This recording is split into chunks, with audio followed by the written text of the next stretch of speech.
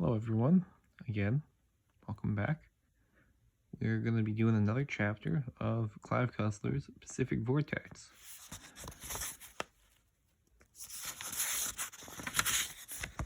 Chapter 1.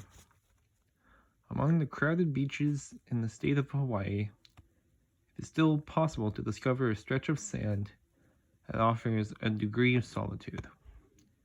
Kenya Point, jutting out into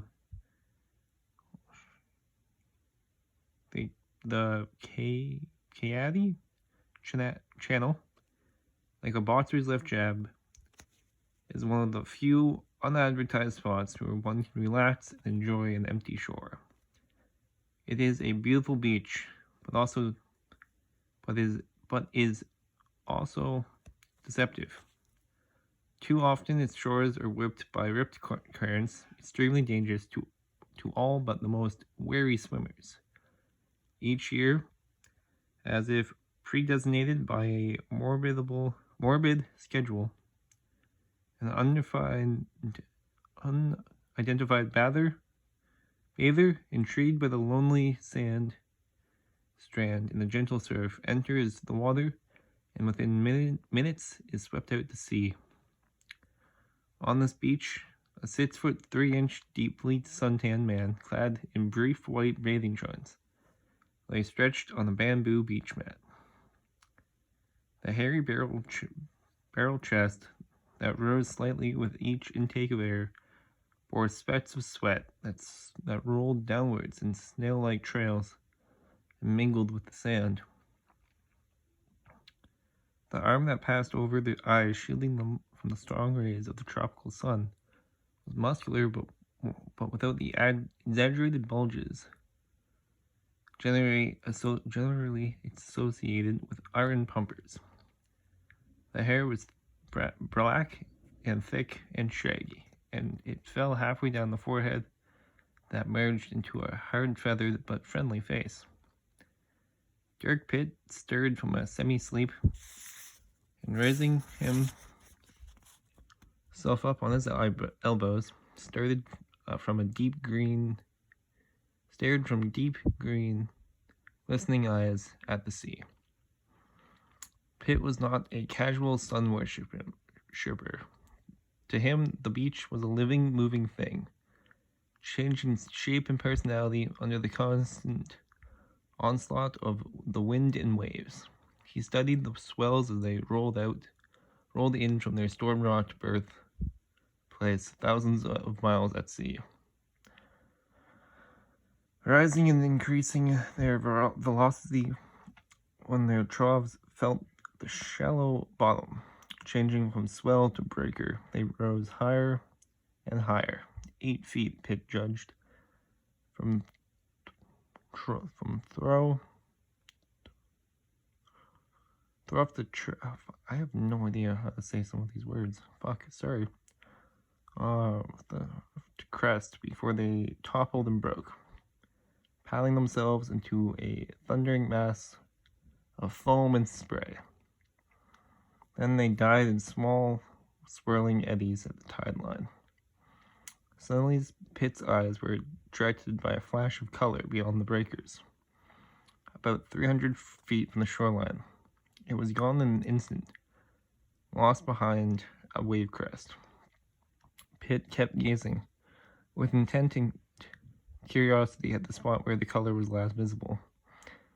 After the next wave rose and crested, he could see it again, gleaming in the sun. The shape was undistinguishable at that distance, but there was no mistaking the bright fluorescent yellow glint. The smart move, Pitt deduced, would be to simply lay there and let the force of the surf bring the unknown object to him. But he pushed sound judgment from his mind, rolled to his feet, and walked slowly into the surf. When the water rose above his knees, he arched his body and dove under an approaching breaker, timing it so that he only felt the surge crash over his kicking feet. The water felt as heated as a tepid hotel room bath.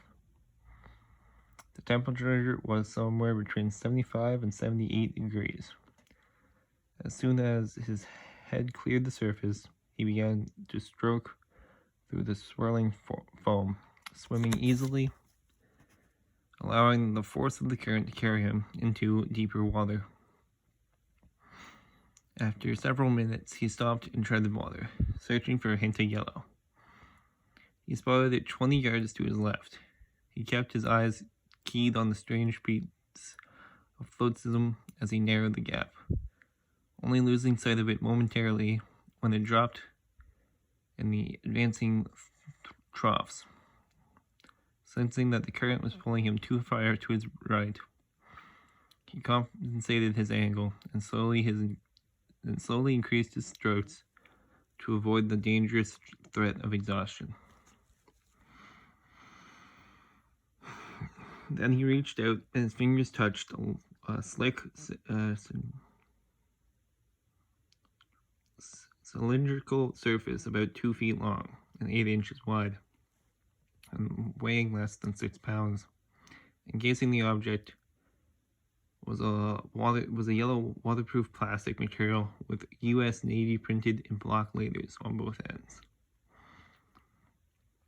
Pitt locked his arms around it, relaxed his body, and surveyed his now precious possession some distance beyond the surf. He scanned the beach, looking for someone who might have seen him enter the water, but the sand was empty for miles in either direction. Pitt didn't bother to examine the steep cliffs behind the shore. It was hopeless to expect anyone would be scaling the rocky slopes in the middle of the week. He wondered why he took such a stupid and foolhardy risk. The mysterious yellow floatism had given him an excuse to dare the odds, and once it started, it never occurred to him to turn back. Now the merciless sea held him securely. For a brief moment, he considered trying to swim in a straight line back to shore, but only made it a brief moment. Mark Spitz might have made it, but Pitt felt certain he never won all those gold medals at the Olympics while smoking a pack of cigarettes a day and conserving several shots of Cuddy Sark Scotch every evening. Pitt decided to concentrate instead on beating Mother Nature at her own game. Pitt was an old hand at rip currents and undertow. He had body surfed for many years and knew their every trick. A man could have been swept out to sea from one section of the shore, while 100 yards away, children cavorted in the diminishing waves without noticing the slightest tug from the current. The unrelenting force of a rip current occurs when the longshore flow returns to the sea through the narrow, storm-grooved valleys and offshore sandbars. Here, the incoming surf changes direction and heads away from land, often as rapidly as 4 miles an hour. Now the current had nearly expended itself, and Pitt was certain he had but to swim parallel to the shoreline until he was out of the sandbars, and then hit in at a different point along the beach. The menace of sharks was his only worry. The sea's murder machines didn't always signal their presence with a water-slicing fin. They could easily attack from beneath with no warning, and without a face mask, Pitt would never know when the slashing bite was coming or from what direction. He could only hope to reach the safety of the surf before he was placed on the menu for lunch. Sharks, he knew, seldom ventured close to the shore because of the swirling turbulence of heavy wave action forced sand through their gills. This discouraged all but the hungriest from a handy meal. There was no thought of conserving his energy now. He struggled through the water as if every man-eater in the Pacific Ocean was on his tail. It took nearly 15 minutes of vigorous swimming before the first wave nudged him towards the beach. 9 more breakers marched by, and the 10th caught the buoyancy of the cylinder and held it, carrying Pitt to within 12 feet of the tide line. The instant his knees touched sand again, he rose drunkenly, like an exhausted, shipwrecked sailor, and staggered out of the water, dragging his prize behind him. Then he dropped thankfully onto the sun-warmed sand. Wearily, Pitt turned his attention to the cylinder. Underneath the plastic covering was an unusual aluminum canister. The sides were ribbed with several small rods that resembled miniature railroad tracks. One end held a screw cap, so Pitt began twisting, intrigued by the great number of revolutions,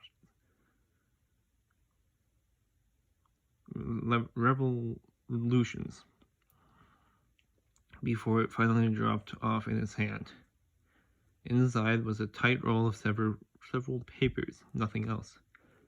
He gently eased them into the daylight and began studying the handwritten manuscript, exactly penned among titled columns and lines.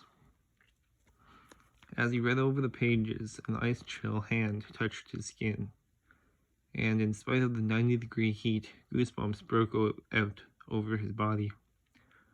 More than once, he tried to draw his eyes away from the pages, but was stunned by the enormity of what held in his hands. Pitt sat and gazed vacantly over the ocean for a full 10 minutes after he read the last sentence in the document. It ended with a name, Admiral Lee Hunter. Then, very slowly, Pitt gently inserted the papers back in the cylinder, screwed on the cap, and carefully rewrapped the yellow cover.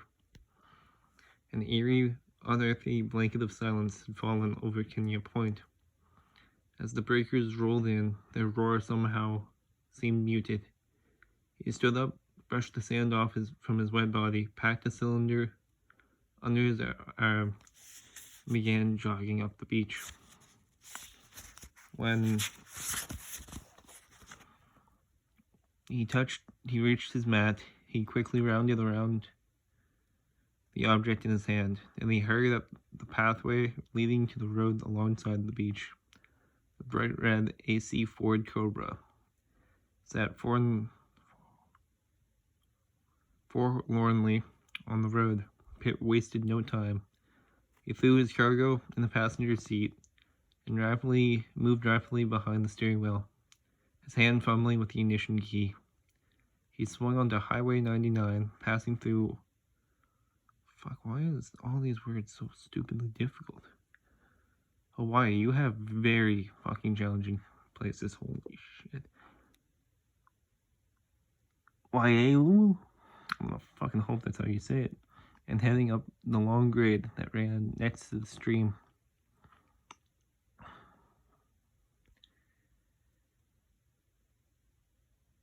That ran next to the Pacific and usually dry.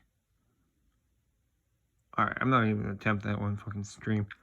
After the Sherwood Barrett's military reservation disappeared from the rearview mirror, he took the trail off between Wahiwa,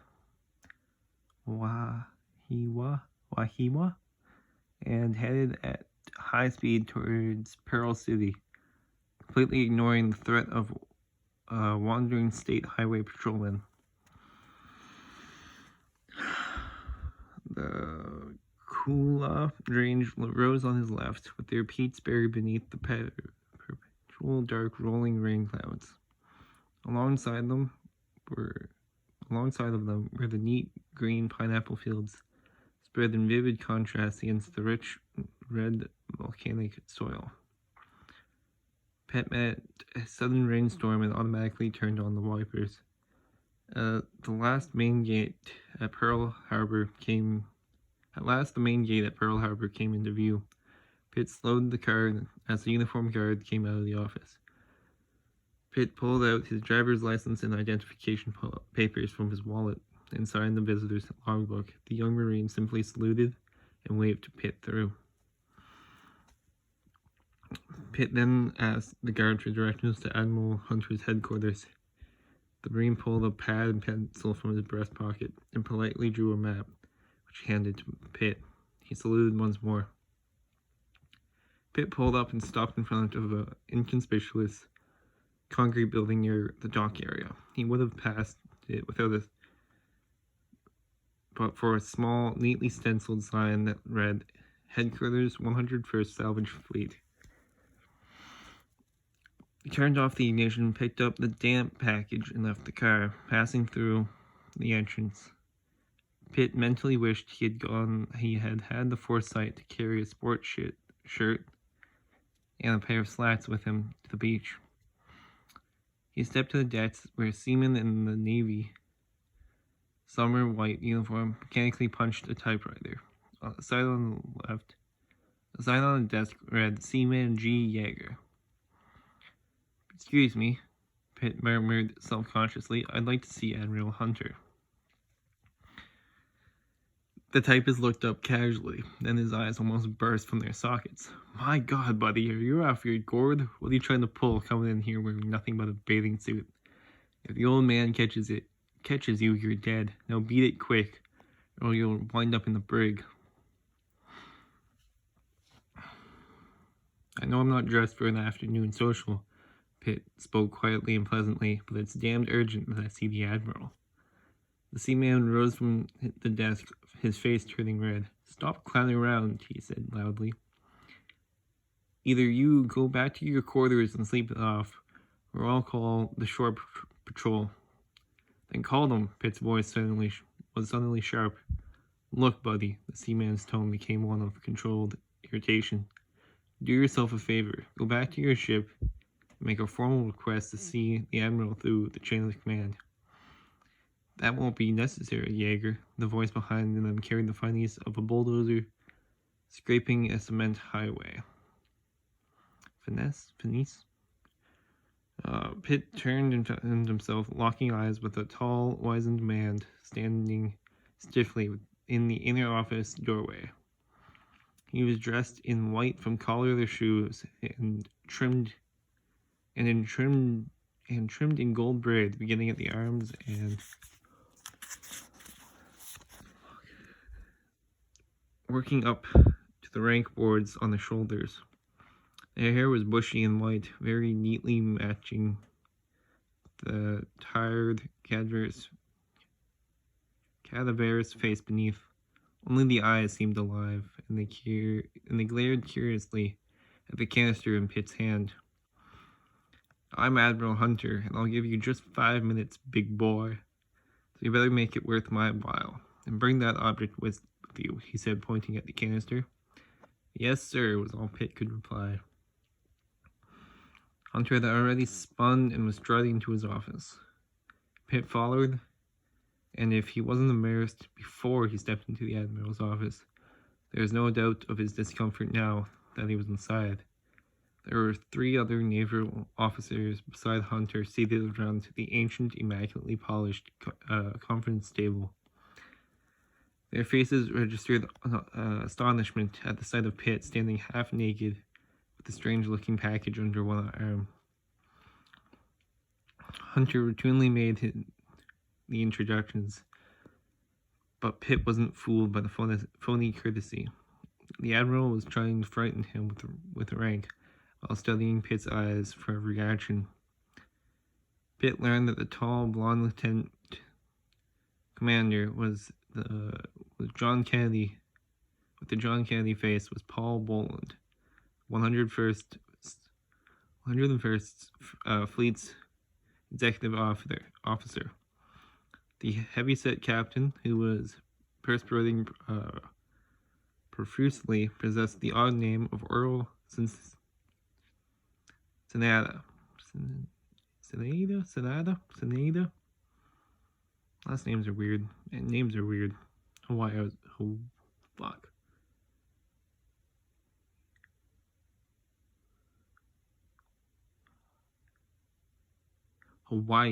is a weird place.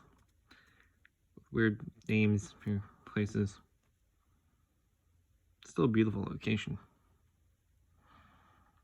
Was the officer in command of Hunter's small fleet of salvage ships. The short, almost gnome-like creature who hurried over and pumped Pitt's hand introduced himself as Commander Perdetti Denver, aide to the Admiral. He stared at Pitt as if trying to remember his face. Okay, big boy, that term again. Pitt would have given a month's pay to ram his knuckles against Hunter's teeth. Hunter's voice oozed with sarcasm. Now, if you could be so kind to tell us who you are and what this interruption is all about, we would all be eternally grateful.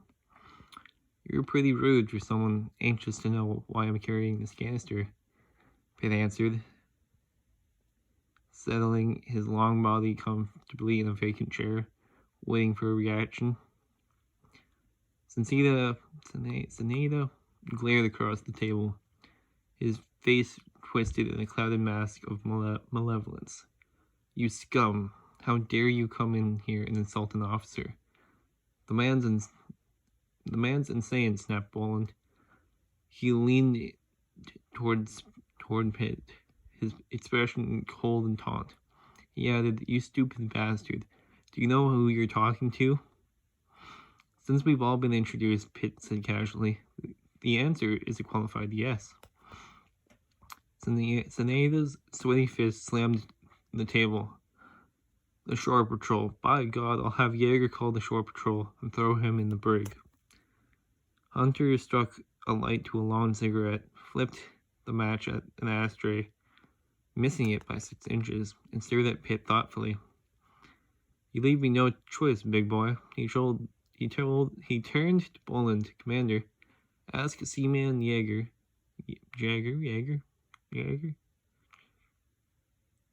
Alright, to call the Shore Patrol. I wouldn't, Admiral. Denver rose from his chair, recognition flooding his face. The man some of you have referred to as filth and a bastard and wish to cast in the change is indeed Dirk Pitt, who happens to be the Special Projects Director of the National Underwater and Marine Agency, and whose father happens to be Senator George Pitt of California, chairman of the Naval Appropriations Committee. Seneda uttered something short and unprintable. Boland was the first to recover. Are you certain?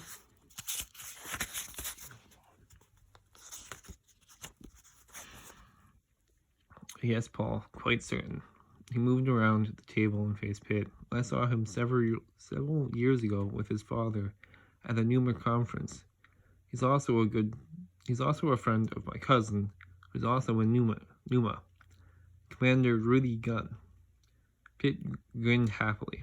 Of course, Rudy and I have worked on several projects together. I can see the resemblance now.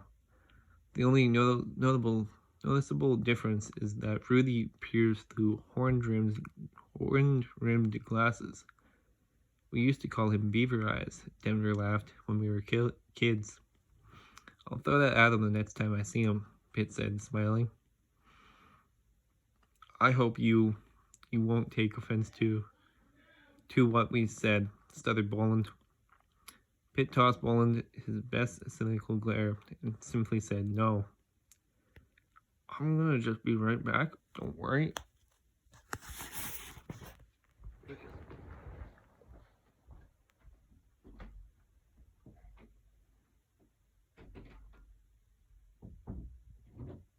Can't come down yet, I'm doing a recording. Okay? Okay.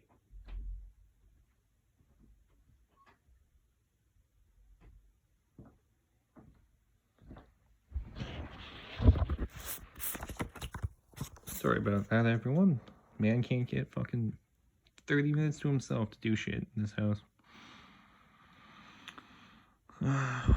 So Boland really said no. Alright, Hunter and Seneda exchanged looks that Pitt had no difficulty in deciphering.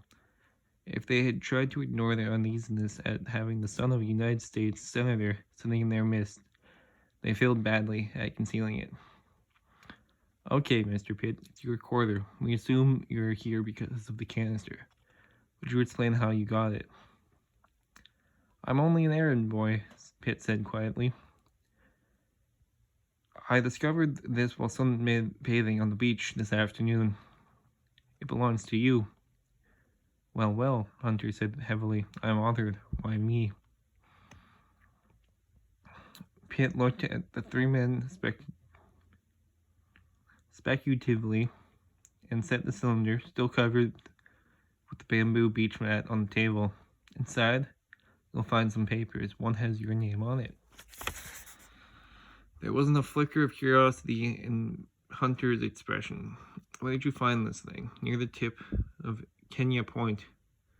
Denver hunched forward. Washed up on the beach? Pitt shook his head. No, I swam out beyond the breakers and towed it in. Denver looked puzzled. You swam beyond the breakers at Kenya Point? I didn't think it was possible. Hunter gave Pitt a thoughtful look indeed, but he passed it off. May we see what you have there? Pitt nodded silently and unwrapped the cylinder, paying scant notice to the damp sand that spilled on the conference table. Then he passed it to Hunter. This yellow plastic cover is what caught my eye. Hunter took the cylinder in his hands and held it up for the other man to examine. Recognize it, gentlemen? The others nodded. You've never served on a submarine, Mr. Pitt, or you know what a communications capsule looks like. Hunter set the package down and touched it lightly. When a submarine wishes to remain underwater and communicate with a surface ship following in her wake, a message is inserted in this aluminum capsule. As he spoke, he gently pushed away the yellow plastic. The capsule, with a red dye marker, is attached, then ejected through the submarine's hull by the means of a pneumatic tube. When the capsule reaches the surface, the dye is released, staining several thousand square feet of water, making it visible to the chase ship. The fine threads on the cap, Pitt said slowly. They were machined to prevent leakage under extreme pressure. Hunter gazed at Pitt expectantly. You read the contents? Pitt nodded. Yes, sir. Neither Boland, Sonata, or Denver comprehended or even saw the sickness of despair in Hunter's eyes. Would you mind describing what you saw? Hunter asked, knowing with a dread certainty what the answer would be. Several seconds passed as Pitt silently wished to hell he'd never seen that damn capsule, but there was no avenue of escape. One last sentence, and he would be rid of the whole discomforting scene. He took a deep breath and spoke slowly. Inside, you will find a note addressed to you, Admiral. You will also find 26 pages torn from the logbook of the nuclear submarine, Starbuck. That was chapter 1, everyone. Sorry for the small pause that was in there. I had to talk to some family. So,